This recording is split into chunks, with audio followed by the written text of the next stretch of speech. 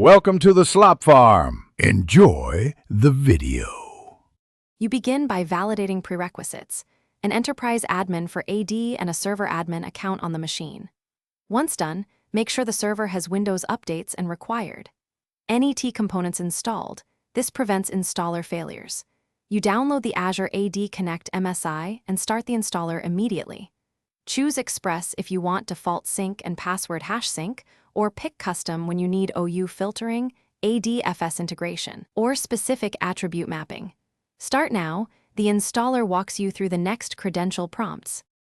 You now configure the key sync settings and explain why each choice matters. Select your identity model, password hash for simplicity, pass-through for on-prem auth, or federation for full ADFS control. Then make sure to scope sync by OU and attribute filtering so you only bring needed accounts and avoid clutter. Create a least privilege sync account or use an existing one. Grant directory synchronization rights. Once done, enable staging mode if you want a safe, dry run that won't affect production while you validate mappings. You finish by running the initial full synchronization and then verify results in the Azure AD portal. Check object counts and test sign-in with a few accounts. Once verified, set your sync cadence or use manual delta runs during changes.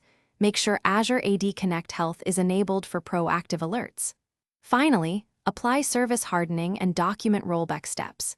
If things go wrong, inspect Windows event logs and the Azure AD Connect Health reports. Then confirm the sync account permissions before altering configuration. Thanks for watching. Consider subscribing if we helped you today.